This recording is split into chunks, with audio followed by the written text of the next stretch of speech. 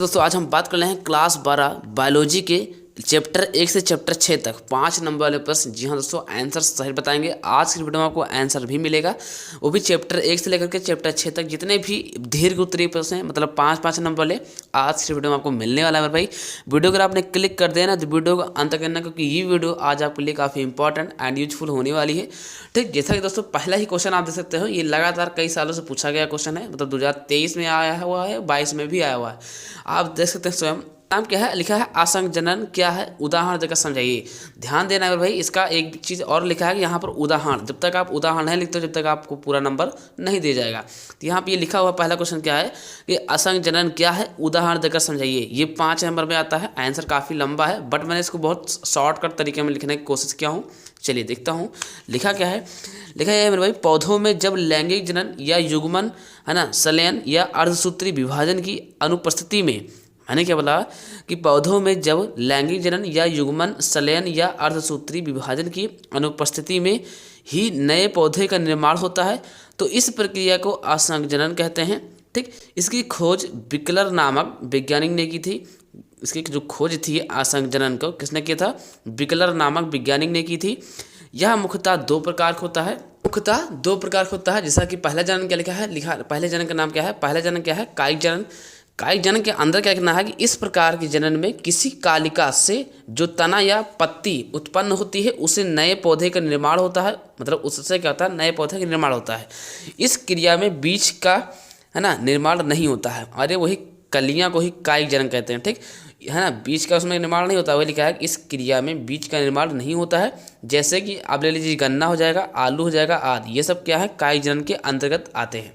अब इसके बाद आपको दूसरा जनन क्या दिया गया है, नाम अनिकेश बीजिता जनन। ठीक, अब इसके अंदर क्या लिखना है कि इस प्रकार का प्रजनन, मैंने क्या बोला, इस प्रकार का प्रजनन बीज द्वारा होता है, लेकिन बीज के बनने में संयुग्मन एवं अर्धसूत्री विभाजन नहीं होता है। ये था पहला क्वेश्चन, जैसा कि मैंने आज आपको बता दिया। ये 5 नंबर में आता है, गारंटेड है, ये लगातार पूछा जाएगा कि असंजनन क्या है, उदाहरण देकर समझाइए। तो ध्यान में रहे, आपको अच्छे से नोट करके अभी ही याद कर लो, अभी जस्ट अभी टाइम बहुत है। ठीक, बाकी कल कैसी वीडियो चाहिए ये भी कमेंट करते करो कि फिजिक्स की है केमिस्ट्री की।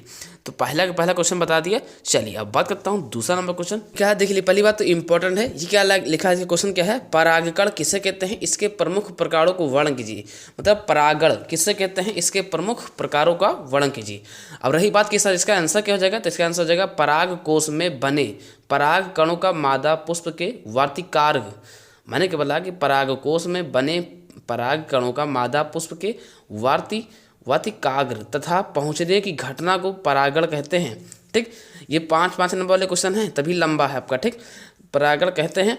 परागण के बाद पुंकेसर और दल गिर जाते हैं।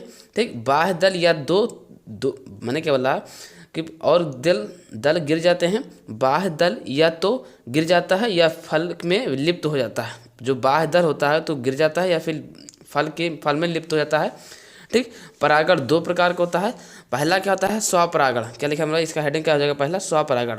अब इसके अंदर क्या लिखना है कि जब किसी एक पुष्प के परागण उसी पुष्प के वार्तिकार्ग अथवा उसी पौधे के किसी दूसरे पुष्प के वार्तिकार्ग पर पहुंचते हैं या पहुंचता है, तो इस घटना को स्वपरागण कहते हैं। ये था पहला परागण। ठीक, दूसरा परागण नाम क्या है, इसका नाम है परपरागण। ठीक, अब इसके अंदर आपको क्या लिखना है कि जब किसी एक पुष्प, मैंने क्या बोला, ठीक, क्या लिखा है कि जब किसी एक पुष्प के पराग का उसी जात के दूसरे पौधे के पुष्प के वार्तिकार्ग पर पहुंचते हैं, तो इस घटना को परपरागण कहते हैं। ठीक, परपरागण के लिए पुष्प को माध्यमों की पर निर्भर रहना पड़ता है। देखिए ये क्वेश्चन जो मैं बता रहा हूँ ना, ये अगर आप किताब से क्वेश्चन बैंक से याद करोगे तो काफ़ी लंबा मिल जाएगा, लेकिन मैंने जो किया है वो शॉर्टकट तरीका में बता रहा हूँ। इसीलिए मेरे भाई इसको पूरा आपको नोट कर लेना है और अभी आपको याद हो जाएगा, मतलब ये अपने लैंग्वेज में है। ठीक, सबसे आसान भाषा में। बाकी आप किताब से याद करो तो नहीं याद कर पाओगे, ये तो पक्का बात है। ये तो बात पक्की कि आप किताब से अगर पढ़ा हुआ अगर नहीं याद कर पाओगे। ये जो मैं बता रहा हूँ ये सबसे आसान तरीके से लिखा हुआ है। ठीक, तो ये फ़ायदा है आपको। तो मैंने दूसरा नंबर भी बता दिया। अब रही बात इसकी PDF वगैरह कहाँ मिलेगी, तो मैं इसका लिंक लगा दूंगा डिस्क्रिप्शन बॉक्स में, जो कि आप जाके वहाँ से ज्वाइन हो जाइए। ठीक, तो दूसरा नंबर मैंने बता दिया। चलिए अब बात करता हूँ तीसरा नंबर क्वेश्चन क्या है, वो भी आंसर सही बताया जाएगा। चलिए तीसरा नंबर क्या लिखा है, तीसरा नंबर लिखा है शुक्र जनन क्या है, शुक्र जनन की विभिन्न अवस्थाओं का वर्णन कीजिए। ठीक, शुक्र जनन, ठीक, शुक्र जनन क्या है, शुक्र जनन की विभिन्न अवस्थाओं को वर्णन कीजिए। देख सकते हैं 2019 में आया है, 23 में आया है, 2024 में आया है। ये मोस्ट इंपॉर्टेंट क्वेश्चन के अंतर्गत है, ये 5 नंबर का आता है ड्रिगोतेपस। ठीक, इसका आंसर क्या हो जाएगा कि वृषण में शुक्र जनन कोशिकाओं द्वारा शुक्राणु के निर्माण की प्रक्रिया को शुक्राणु जनन या शुक्र जनन कहते हैं। ठीक, तो ये आपको इतना लिखना है। उसके बाद आपको नंबर 1 डालना है गुणन अवस्था। कौन सा अवस्था? गुणन अवस्था। अब इसके अंदर क्या करना है कि इस अवस्था में जनन कोशिकाओं में समसूत्री विभाजन द्वारा शुक्राणु जनन, मैंने क्या समसूत्री विभाजन द्वारा शुक्राणु जनन कोशिकाओं का निर्माण होता है। ये द्विगुणित होती हैं। ठीक, ये क्या होते हैं? द्विगुणित होते हैं। इतना लिखना है। फिर दूसरा नंबर क्या डालना है कि वृद्धि अवस्था। वृद्धि अवस्था में हेडिंग के अंदर क्या लिखना है कि इस अवस्था में शुक्राणु जनन कोशिकाएं पोषक पदार्थ या संचय करके आकार में बड़ी हो जाती हैं तथा प्राथमिक शुक्र कोशिकाओं में रूपांतरित हो जाती हैं। देखिए, गुणन अवस्था, वृद्धि अवस्था और परिपक्व अवस्था, ये 3 अवस्था हैं शुक्राणु जनन के अंतर्गत। ठीक, तो क्वेश्चन में यही लिखा है कि शुक्राणु जनन क्या है, शुक्राणु जनन की विभिन्न अवस्थाओं का वर्णन कीजिए। तो जब तक अवस्थाओं को आप नहीं लिखते तब तक आपको पूरा नंबर नहीं मिलेगा, ध्यान रखना है। तीसरा नंबर आपको डालना है इसी के अंतर्गत कि परिपक्व अवस्था। अब इसके अंदर क्या लिखना है कि इस अवस्था में, मैंने क्या बोला, इसके अंदर आपको क्या लिखना है कि इस अवस्था में, ठीक, प्राथमिक शुक्र कोशिकाओं में प्रथम अर्धसूत्री विभाजन द्वारा अगुणित द्वितीयक शुक्राणु कोशिकाओं का निर्माण होता है तथा इनके अर्धसूत्री विभाजन के द्वारा पूर्व शुक्राणु कोशिका बनती हैं। बाद में इन्हीं के द्वारा शुक्राणु का निर्माण होता है। इसे हम परिपक्व अवस्था कहते हैं। इतना आप लिखते हो तब जाके आप शुक्राणु जनन क्या है, शुक्राणु जनन की विभिन्न अवस्थाओं को वर्णन कीजिए, तो अब आपका कंप्लीट हो जाएगा। तो मेरे भाई ये डायरेक्ट 5 नंबर में आता है। अभी मैं आपको बता दूं, भैया आप सचेत हो जाइए, ये 5 नंबर में आता है। अगर अभी तक नहीं याद किया तो याद कर लो, अगर आपको याद है तो फिर से रिविजन कर लो। ठीक, इंपॉर्टेंट क्वेश्चन आता है ये। 5 नंबर बता रहा हूँ, 8-10 क्वेश्चन नहीं है। ठीक, तो तीसरा नंबर भी कंप्लीट आपका। चलिए अब बात करता हूँ चौथा नंबर क्वेश्चन। और हाँ, कल वीडियो आएगी डेरिवेशन पर, फिजिक्स पर, निश्चिंत रहिए, फिजिक्स की भी तैयारी कराऊंगा। ठीक, तो आज बायोलॉजी देख लेता हूँ। चलिए बात करता हूँ चौथा नंबर क्वेश्चन। ठीक, तो चौथा नंबर क्वेश्चन लिखा है, चौथा नंबर लिखा है कि परख नली शिशु पर टिप्पणी लिखिए। परख नली शिशु पर टिप्पणी लिखिए। आप स्वयं समझ सकते हैं 2018 में आया है, 19 में आया है, 20 में आया है, 21 में आया है, 22 में आया है, 23 में आया है, ऑलरेडी 24 में आया है। ये चौथा नंबर काफ़ी इंपॉर्टेंट क्वेश्चन है। ये आप समझ सकते हो कि मोस्ट इंपॉर्टेंट है ना। मैं ज़्यादा नहीं बताऊंगा, 8 क्वेश्चन या 9 क्वेश्चन नहीं, लेकिन बायोलॉजी के जितने भी क्वेश्चन बताऊंगा एकदम बेधड़क 5-5 नंबर में आते हैं। अगर 8 क्वेश्चन बताया है तो 5 तो आपको बिल्कुल तैयार ही करना है। अभी एक मेंडल नाम का एक क्वेश्चन है, मेंडल वाला नियम, वो को जरूर तैयार कर लेना। अब इसको बता रहा हूँ, आंसर बहुत ठीक रहेगा। ठीक, क्या लिखा है कि परख नली शिशु IVF तकनीक ऐसे दंपतियों द्वारा प्रयुक्त की जाती हैं जिनमें या तो स्त्री में गर्भ नहीं ठहरता या पुष्प के वीर्य में शुक्राणु की संख्या कम पाई जाती है। ठीक, इस तकनीकी में सहायक जनन, है ना, मैंने क्या बोला, इस तकनीकी में सहायक जनन। ठीक, क्या लिखा है, इस तकनीक में सहायक जनन प्रौद्योगिकी की सहायता से स्त्री या दाता के अंडाणुओं को पुष्प या दाता के शुक्राणु से मादा के शरीर के बाहर शरीर के आंतरिक तापमान जितने तापमान पर प्रयोगशाला में कृत्रिम रूप से परखनली में निषेचित कराया जाता है। इसलिए इस प्रक्रिया को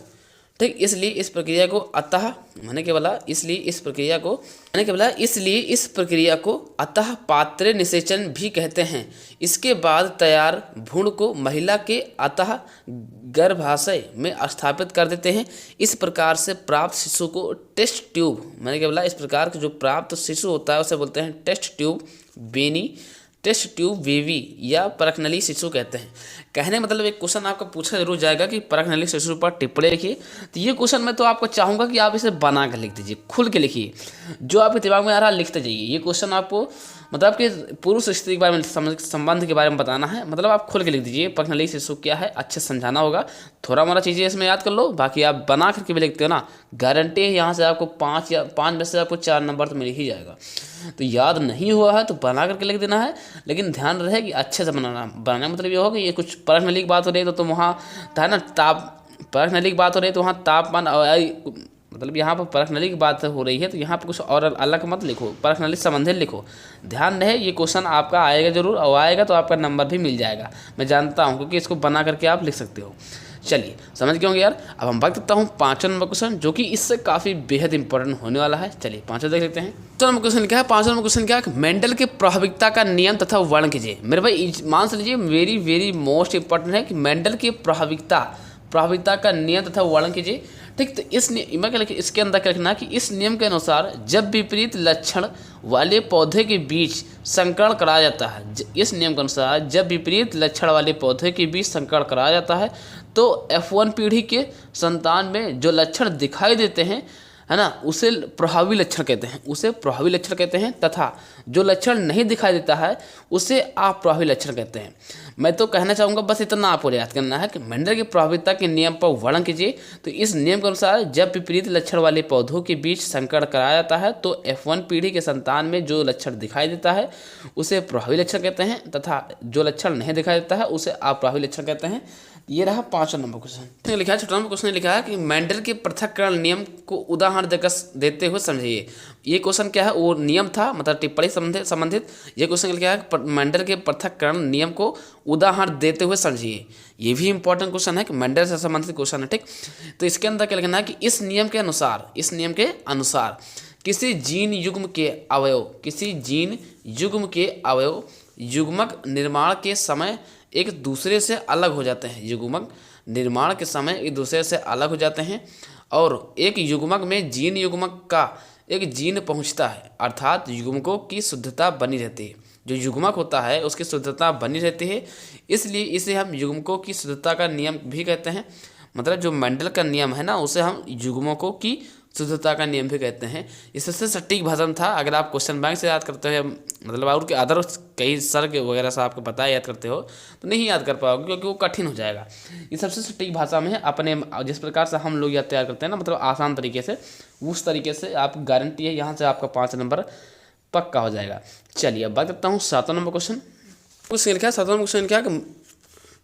ठीक है, 7वां नंबर क्वेश्चन लिखा है। 7वां नंबर लिखा है कि मानव में लिंग निर्धारण कैसे होता है। जो मानव के लिंग होता है, मतलब मानव में लिंग निर्धारण कैसे होता है, 2014 में आया है, 16 में आया है, 20, 21, 23, 24 में आया हुआ क्वेश्चन है। इसकी आंसर की बात की जाए तो आंसर क्या हो जाएगा कि मनुष्य में 46 गुणसूत्र पाए जाते हैं। कितने गुणसूत्र पाए जाते हैं मनुष्य में? 46 गुणसूत्र। तो वही लिखा हुआ है कि मनुष्य में 46 गुणसूत्र पाए जाते हैं, जिसमें 2 प्रकार के गुणसूत्र होते हैं। पहला है कि देहिक या कायिक, दूसरा क्या है? गुणसूत्र, लिंग गुणसूत्र। अब इसके अंदर क्या लिखना है कि 22 जोड़ों, ध्यान देखना पूरा, ठीक, बहुत ध्यान से देखना पड़ेगा आपको, है ना, अच्छे से। जोड़ी गुणसूत्र नर व मादा में समान होते हैं, इन्हें कायिक गुणसूत्र या दैहिक गुणसूत्र कहते हैं। जबकि एक जोड़ी गुणसूत्र लिंग गुणसूत्र होते हैं, जो मादा में XX तथा पुरुष में XY होता है। युग्मक जनन के समय अर्धसूत्री विभाजन द्वारा अगुणित युग्मकों का निर्माण होता है, जिसमें स्त्री में बने हर युग्मक 22+X गुणसूत्र तथा पुरुष में 2 प्रकार के युग्मक 22+X तथा 22+Y गुणसूत्र वाले होते हैं। ठीक, हमने लिखा है निषेचन के समय नर से प्राप्त शुक्राणु जब अंड से मिलता है तो युग्मनज 44+XX तथा 44+XY का निर्माण होता है। इस प्रकार के लिंग का निर्धारण शुक्राणु से होता है। कहने मतलब ये 7वां नंबर भी कुछ ज़्यादा ही इंपॉर्टेंट क्वेश्चन है। ध्यान रहे कि आपका क्वेश्चन का नाम क्या है कि मानव में लिंग निर्धारण कैसे होता है। देख सकते हैं 2014 में आया है, 16 में आया है, 20 में आया है, 21 में आया है, 23 में आया है, ऑलरेडी 24 में आया हुआ क्वेश्चन है। तो इस बार भी टपकने के चांस है कि मानव में लिंग निर्धारण कैसे होता है। तो सबसे पहले आपको ये लिखना होगा कि मनुष्य में 46 गुणसूत्र पाए जाते हैं, जिसमें से 2 प्रकार गुणसूत्र अत्यधिक महत्विक हैं, जैसा कि दैहिक या कायिक या गुणसूत्र, लिंग गुणसूत्र। ठीक, तो ये रहा 7वां नंबर क्वेश्चन। 8वां नंबर क्वेश्चन क्या है, जो कि 8वां नंबर क्वेश्चन सबसे लास्ट है, काफ़ी इंपॉर्टेंट है। कार के आधार पर आरण्य कितने प्रकार के होते हैं? कार के आधार पर आरण्य कितने प्रकार के होते हैं? वर्णन कीजिए, वर्णन करना लिखा है। ठीक, आंसर क्या है? 2014 में आया है, 15 में आया है। देख सकते हैं, कोई बताने वाली बात तो है नहीं, इंपॉर्टेंट भी लगा दिया है पहले से कि आप लोग समझ में आ जाए। आंसर की बात की जाए तो आंसर क्या हो जाएगा? यह अधिक अणुभार वाली एक पॉलीन्यूक्लियोटाइड से मिलकर बना होता है। इसकी संरचना डीएनए से भिन्न होती है, मतलब डीएनए से भिन्न होती है। इसमें डीऑक्सीराइबोस शर्करा के स्थान पर राइबोस शर्करा होती है तथा थाइमिन क्षार के साथ, मैंने कहा तथा थाइमिन क्षार के स्थान पर यूरेसिल क्षार होता है।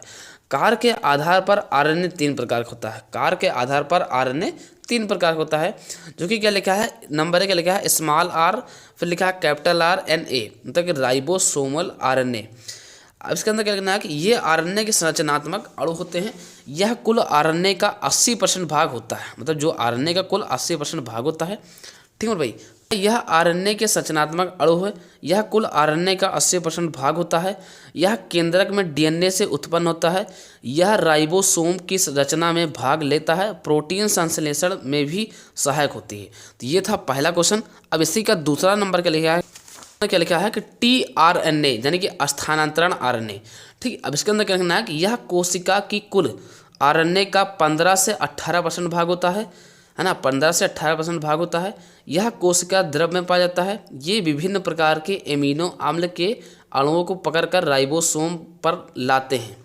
ठीक, अब तीसरा नंबर क्या लिखना है, तीसरा नंबर लिखना है आपको। तीसरा नंबर इसमें क्या लिखना है कि स्मॉल एम आर, मतलब capital R capital N A, यानी कि स्मॉल एम आरएनए संदेशवाहक आरएनए। ठीक, इसके अंदर क्या लिखना है कि यह कुल आरएनए का 3 से 5% भाग होता है। इसका निर्माण कोशिका के डीएनए सांचे पर होता है। यह केंद्रक से आदेश लेकर के राइबोसोम पर प्रोटीन बनाता है। कहने का मतलब ये है कि अब आपका कंप्लीट हुआ कि देखिए क्वेश्चन क्या था कि कार के आधार पर आरएनए कितने प्रकार के होते हैं, वर्णन कीजिए।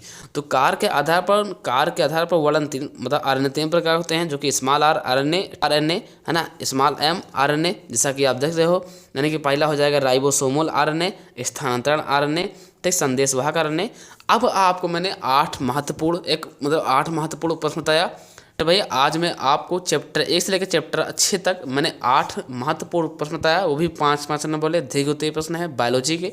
तो ध्यान में रहे 8 क्वेश्चन में कम से कम आपको 5 क्वेश्चन तो तैयारी ही होनी चाहिए, जैसे कि मेंडल वाला हो जाएगा, लिंग निर्धारण वाला हो जाएगा, है ना, जो मैंने इंपॉर्टेंट ना करके बोल रहा हूँ, जैसे ये कार वाला हो जाएगा, कार के आधार पर ये सब क्वेश्चन तैयार होने चाहिए। नहीं तैयार है तो तैयार कर लीजिए। ठीक, अगर मान लिया अगर आप तैयार करते हो नहीं आता है, अगर वहाँ पर जब पहुँचते हो भूल जाते हो, मान लिया by the way suppose date हो जाता है बच्चों से, तो उसका एक फंडा है कि छोड़ो मत, लिखो, जो आए ना आए तभी लिखो, तभी आपका नंबर मिलेगा। बोर्ड यूपी बोर्ड के ये सिस्टम है ना। अच्छे बच्चे फिर खराब पास हो जाते हैं, अच्छे फेल हो जाते हैं। ध्यान नहीं, तरीका एक है पास होने का कि अगर तुमको नहीं भी आओ तब हो लिखो, बट डराओ ना। ठीक, बाकी समझ गए होंगे। तो आप कैसी वीडियो कल चाहिए कमेंट वगैरह कर देना है। वीडियो कैसी लगी है ये भी कर देना है, अच्छा लगा या ख़राब लगा, क्योंकि मुझे पता चल जाए। ठीक, तो आशा करते हैं वीडियो देख करके समझ गए हैं तो लाइक करके चैनल को सब्सक्राइब कर देना है।